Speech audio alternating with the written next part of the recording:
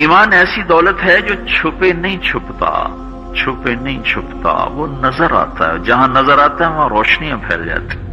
میں جب سے کالج چھوڑا میں کبھی ہوٹلوں میں نہیں گیا، یہ 5 اسٹار ہوٹل کا اس وقت ہم جایا کرتے تھے جب کوئی وہاں جانے کا نام نہیں لیا کرتا تھا۔ چھوٹی عمر میں لاہور چلے گئے، ماں باپ جیب میں پیسے ڈال دیتے تھے، وہ سمجھتے تھے پڑھ رہے ہیں، ہم کچھ اور کاموں میں ہوتے تھے۔ تو پھر اس کے بعد میں زندگی میں پہلی دفعہ گیا، ہمارے ایک دوست تھے، ان کی بیٹی کی شادی تھی، تو میں کبھی نہیں جاتا ایسے موقعوں پر اس قسم کی جگہ پر، لیکن اس نے میری اتنی منت کی کہ میں شرمندہ ہی ہو گیا۔ میں نے کہا اچھا بھائی میں آ جاؤں گا، اور پھر اس نے مجھے تسلی دلائی کہ وہاں سارا الگ الگ ہے، عورتوں کا انتظام الگ ہے، مردوں کا الگ ہے، پی سی لاہور میں۔ تو میں نے کوئی 30-32 برس کے بعد اس ہوٹل میں قدم رکھا، ماضی کے دھندلکوں میں جھانکتے جھانکتے کتنی صبحیں کتنی شامیں وہاں گزری ہوئی تھیں غفلت کی۔ تو میں جب وہاں سے نکلنے لگا کھانے کے بعد تو عورتیں نکل رہی تھیں، اکثر بے پرد تھیں، تو وہاں گیلری میں مجھے کسی نے روک لیا، مجھ سے بات کرنے لگ گیا، میں کھڑا ہو گیا، دائیں بائیں کچھ اور عورتیں کھڑی تھی، اتنے میں سب کی نظر پیچھے لگی، عورتوں کی بھی مردوں کی بھی۔ تو مجھے سمجھ میں نہیں آیا کہ یہ نظریں پیچھے کیوں اٹھ رہی۔ کیا دیکھا، میرے قریب سے ایک خاتون گزری جو سر سے لے کر پاؤں تک مکمل برقعے میں، ہاتھوں پہ بھی دستانے تھے اور پاؤں میں جرابیں تھیں، اور ایک بالکل سادہ سا برقع انہوں نے پہنا ہوا تھا۔ جب وہ گزری ہے تو ایک دم سناٹا چھا گیا، سارے عورتوں پر بھی سارے مردوں پر بھی۔ تو مجھے اس وقت خیال آیا کہ یہ حق ہے، یہ سورج جب چمکتا ہے تو ہر ایک کو اس کی روشنی نظر آتی ہے۔ وہ عورت اتنے اعتماد سے گزری، ورنہ ایسے ماحول میں تو جنہوں نے پردے کیے ہوتے ہیں وہ پردے اتار دیتے، سر سے دوپٹے اتار دیتے، وہ اس میں اس طرح گزری، اوہو، سب کی نظریں شرم و حیا سے جھک گئیں۔ وہ عورتیں جن کے دوپٹے کہیں جا رہے تھے ان کی بھی نظریں شرم و حیا کی وجہ سے جھک گئیں۔ یہ مسلمان عورت کی پہچان ہے، یہ فاطمہ کی بیٹی ہے، یہ خدیجہ کی بیٹی ہے، یہ مغرب کی ننگی بیٹی نہیں ہے کہ جہاں ماں بیٹی کا تصور ختم کر دیا گیا ہے، اب وہ گندگی ہماری طرف پھینکنا چاہتے ہیں، وہ ہمیں یہ گند چاٹنے پر لگانا چاہتے ہیں، اور ہم اللہ کی منت کر رہے ہیں یا اللہ تو اس نظام کو توڑ دے۔ ہماری تو بے بسی ہے، ہماری بیٹیوں کے سر سے دوپٹے اتر گئے، کپڑے مختصر ہو گئے، عجب حال ہے۔ حیا پتہ نہیں کہاں ہی روٹ کے چلا گیا، نظر ہی نہیں آتا۔ پہاڑوں میں جا کے بھی ڈھونڈا، وہاں بھی نہیں ملا، صحراؤں میں گئے، دریاؤں میں گئے، کہیں نہیں ملا۔ کبھی ایک صفت ہوا کرتی تھی، آج پتہ نہیں کہاں سے ملے گی، کس بازار سے ملے گی، وہ منڈیاں ہی بند ہو گئیں۔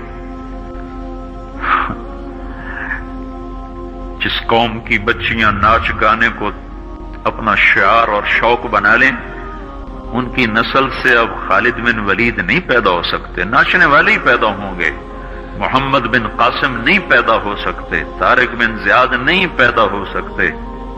مجھے صلاح الدین یاد آیا، میں بہت رویا، وہ بھی کسی ماں کا جنا ہی ہوا تھا۔ اس کے زمانے میں کرک، ایک ہمارے پاکستان میں کرک ہے، ایک اردن میں کرک ہے، اونچی پہاڑی پر وہ شہر ہے، بڑا دشوار قلعہ ہے۔ اس پر ایک حکمران تھا عیسائی، اس کا نام تھا ریجنالڈ۔ تو کرک کے قریب سے قافلے گزرتے تھے حج کے، تو اس نے ایک دفعہ حاجیوں کے قافلے پہ حملہ کیا اور کہنے لگا بلاؤ اپنے محمد کو تمہاری مدد کرے، اور سارے حاجیوں کو تعطیق کر دیا۔ اور دوسری دفعہ اس نے بحری بیڑا تیار کی اور مدینے پر حملہ کرنے کے لیے وہ بندرگاہ تک پہنچا یمبو کی، لیکن موسمی حالات سازگار نہ تھے تو واپس ہو گیا۔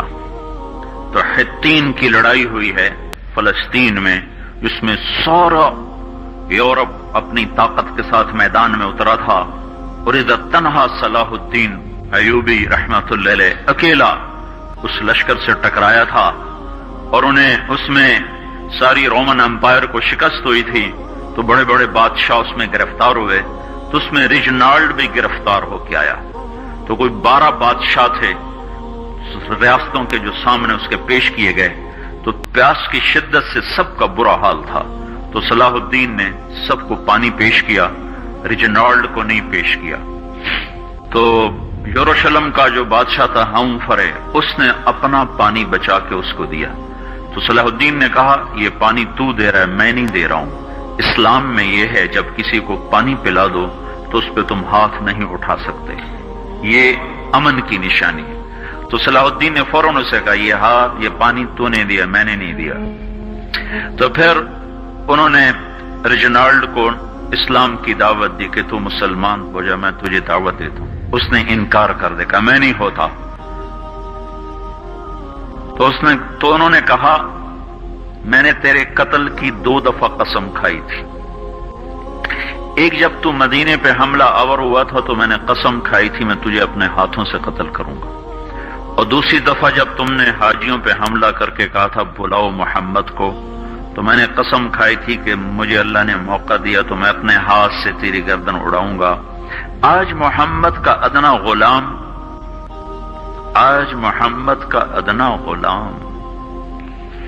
تیری اس بات پر یہ فریضہ ادا کرنے کے لیے آ رہا ہے، اور اپنی تلوار سے اس کی گردن اڑائی، وہ پیچھے لٹک گئی، پوری نہیں اڑی، پیچھے لٹک گئی، خوفناک منظر بن گیا۔ تو سارے بادشاہوں پہ کپ کپی طاری ہو گئی۔ تو صلاح الدین فرمانے لگے ہمارے مذہب میں یہ نہیں ہے، بادشاہوں کے ساتھ ہم بادشاہوں جیسا ہی سلوک کرتے ہیں، پر یہ حدود سے آگے چلا گیا تھا۔ اب مجھے یہ قصہ بھولا ہوا تھا، مجھے انہی حادثوں میں، انہی ہنگاموں میں وہ یاد آیا، تو بعد تنہائیوں میں بیٹھ کے بے بسی کے آنسو بہ جاتے ہیں، اور اس کے سوا کوئی چارہ نہیں ہے۔ ہماری ساری نسل موسیقی میں ڈوب چکی ہے، جو بدن سرتال پہ تھرکتے ہوں، جو بدن موسیقی کے اوپر ہلتے ہوں، رقص میں آتے ہوں، ان پہ کانٹے ہی اگیں گے، ان پہ صلاح الدین کا پھول نہیں اگ سکتا، ان میں محمد بن قاسم کے پھول نہیں اگ سکتے۔ بانجھ ہو گئی ہے ہماری نسل، اور یہ یورپ کا سحر ہے جو چل گیا ہے، ہماری بے بسی ہے، ہماری بے بسی ہے۔ میں تو بس منت ہی کروں گا اپنے آپ کو پہچانو، اپنی ہستی حیثیت کو پہچانو، اپنی نسبت بدلو۔ تمہاری نسبت یورپ کے ساتھ ہو کے اگر موت آئی بے قیمت ہو جائیں گے، اگر مدینے والے کی نسبت مل گئی تو حضرت فاطمہ کے دائیں بائیں تمہیں بھی کھڑا کر دیا جائے گا، حضرت خدیجہ کے دائیں بائیں تمہیں بھی کھڑا کر دیا جائے گا۔ یہ چند دن ہیں، صبر کر لو، گھٹ گھٹ کے مر جانا ہی بیٹیوں کی روایت ہے۔ مشرق کی بیٹی اس نے گھٹ گھٹ کے مرنا ہی سیکھا ہے۔ ہاں، یہ آزادی، یہ آوارگی، یہ مغرب کی عورت کا خاصہ ہے، اور 18ویں صدی تک مغرب میں بھی کوئی عورت ایسے ننگی نہ تھی، اور گھر کی زندگی تھی۔